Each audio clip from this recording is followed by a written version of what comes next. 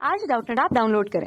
Doubtnut पर अपने सभी गणित, रसायन विज्ञान, भौतिक विज्ञान और जीव विज्ञान के डाउट्स का करो सफाया। बस प्रश्न की फोटो खींचो, एक ही प्रश्न को क्रॉप करो और तुरंत वीडियो सोल्यूशन पाओ। अभी डाउनलोड करें।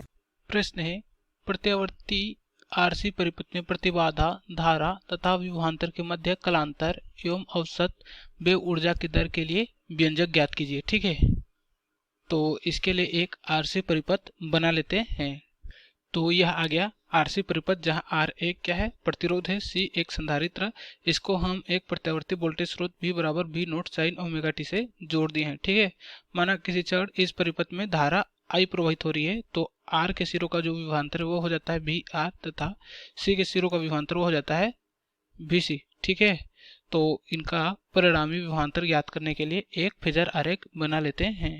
तो यह आ गया फेजर आरेख, जहां हम लोग धारा को क्या लिए है, रिफरेंस लिए हैं, तथा हम जानते हैं कि प्रतिरोध के सिरों का विभवांतर तथा धारा किसमें होते हैं, समान कला में होते हैं। तो यहाँ प्रतिरोध के सिरों का विभवांतर VR और धारा किसमें है, समान कला में है। ठीक है, तथा संधारित्र के सिरों का विभवांतर VC धारा से कितना डिग्री पश्चगामी होता है, 90 डिग्री। ठीक है, तो यहाँ VC धारा से कितना डिग्री पश्चगामी है, 90 डिग्री। ठीक है, यदि इनका परिणामी विभवांतर V हो तो यहाँ से देखें तो क्या बन रहा है, एक समकोण त्रिभुज बन रहा है। ठीक है, क्या बन रहा है, एक समकोण त्रिभुज बन रहा है।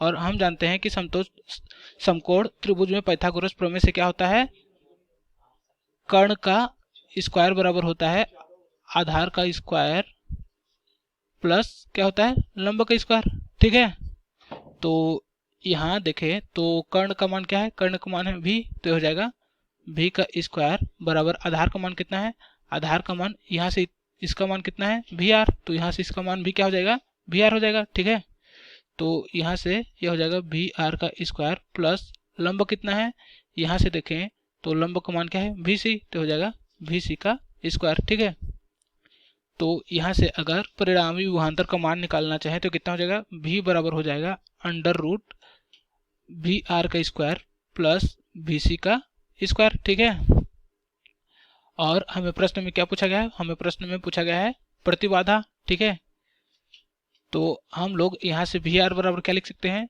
VR बराबर लिख सकते हैं, इसमें प्रवाहित होने वाली धारा कौन सी है, I, तथा इसका प्रतिरोध कितना है R, तो हो जाएगा I इंटू R। ठीक है, उसी प्रकार VC बराबर लिख सकते हैं I इंटू XC। ठीक है, जहाँ XC क्या है, XC है धारिता प्रतिघात। ठीक है, तो यहाँ से इसको क्या लिख सकते हैं, यह हो जाएगा V का स्क्वायर बराबर हो जाएगा VR का मान कितना है I इंटू R, तो हो जाएगा I इंटू R का स्क्वायर प्लस VC का मान कितना है, VC का मान है I इंटू XC, तो हो जाएगा I इंटू XC का होल स्क्वायर। ठीक है, तो यहाँ से देखें तो I क्या है, कॉमन है, तो इसको कॉमन ले सकते हैं। ठीक है, तो हो जाएगा V का स्क्वायर बराबर I का स्क्वायर इंटू हो जाएगा R का स्क्वायर प्लस XC का स्क्वायर। ठीक है, तो यहाँ से अगर इस I को इस तरफ पक्षांतर कर दें तो ये कितना हो जाएगा, यह हो जाएगा V का स्क्वायर बट्टे I का स्क्वायर। ठीक है, तो ये हो जाएगा R का स्क्वायर प्लस XC का स्क्वायर। ठीक है, और हम जानते हैं कि प्रत्यावर्ती धारा परिपथ में V बट्टे I बराबर क्या होता है, प्रतिबाधा Z होता है। ठीक है, तो यहाँ से Z का स्क्वायर बराबर क्या हो जाएगा, यह हो जाएगा R का स्क्वायर प्लस XC का स्क्वायर। ठीक है, तो यहाँ से Z बराबर लिखें तो कितना हो जाएगा, प्रतिबाधा Z बराबर हो जाएगा, क्या हो जाएगा, Z बराबर हो जाएगा अंडर रूट R का स्क्वायर प्लस XC का स्क्वायर। ठीक है, तथा हम जानते हैं कि धारिता प्रतिघात XC बराबर क्या होता है, XC बराबर होता है 1/ओमेगा C। क्या होता है, 1/ओमेगा C, जहाँ ओमेगा क्या होता है, ओमेगा होता है कोणीय आवृत्ति। क्या होता है, कोणीय आवृत्ति। ठीक है, और ओमेगा का जो मान होता है वह होता है 2πf। क्या होता है, 2πf होता है। ठीक है, तो यहाँ से प्रतिबाधा Z बराबर और क्या लिख सकते हैं, Z बराबर हो जाएगा अंडर रूट R का स्क्वायर प्लस XC को क्या लिख सकते हैं, 1/ओमेगा C, तो हो जाएगा 1/ओमेगा C का स्क्वायर। ठीक है, तो यह आ गया RC परिपथ के लिए प्रतिबाधा का मान कितना है, Z बराबर आ गया अंडर रूट R का स्क्वायर प्लस 1/ओमेगा C का स्क्वायर। ठीक है, तथा हमें प्रश्न में और क्या पूछा गया है, हमें प्रश्न में पूछा गया है धारा तथा विभवांतर के मध्य कलांतर। ठीक है, तो मान लिया जाए यहाँ से यह धारा है और हमारा परिणामी विभवांतर कितना है v, इनके मध्य का जो कोण है वह मान लिया जाए फाई है। क्या है? फाई है। ठीक है, तो हम जानते हैं कि टेन थीटा बराबर क्या होता है?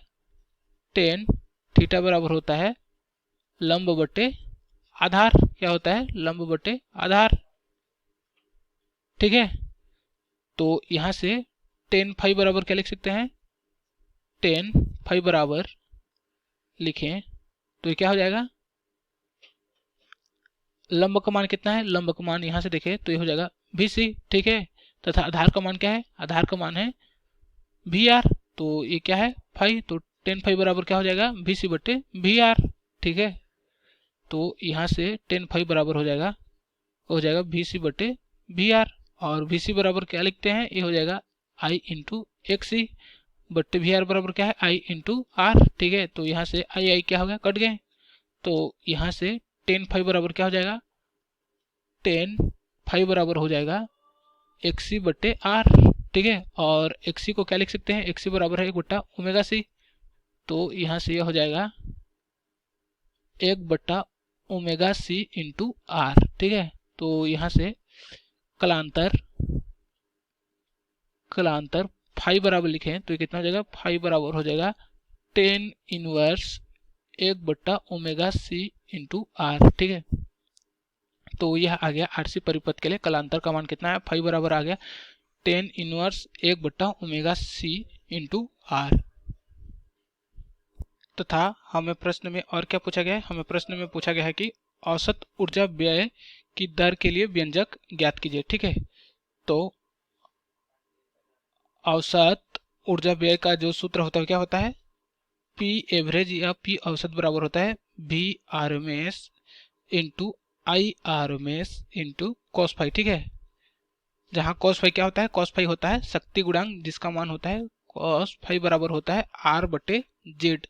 क्या होता है? R बटे जेड, जहाँ जेड क्या है? जेड है परिपथ की प्रतिबाधा तथा R है प्रतिरोध का मान। ठीक है, तो यहाँ से P एवरेज बराबर और क्या लिख सकते हैं? P एवरेज बराबर हो जाएगा VRMS इंटू IRMS को क्या लिख सकते हैं? यहाँ से देखें तो V बट्टे I बराबर क्या है? जेड। तो यहाँ से अगर I बराबर लिखें तो क्या हो जाएगा? I बराबर हो जाएगा V बट्टे जेड। ठीक है, तो यहाँ से IRMS बराबर क्या हो जाएगा? VRMS बट्टे जेड। ठीक है, तो यहाँ से इसको लिख सकते हैं VRMS बट्टे जेड गुणित cos पाई को क्या लिख सकते हैं? ये हो जाएगा R बटे जेड, तो हो जाएगा R बटे जेड। ठीक है, तो यहाँ से P एवरेज या औसत व्यय ऊर्जा बराबर क्या हो जाएगा? VRMS का स्क्वायर इंटू R बटे कितना हो जाएगा? यह हो जाएगा जेड का स्क्वायर। ठीक है, और यहाँ से देखें तो जेड का मान कितना आया है?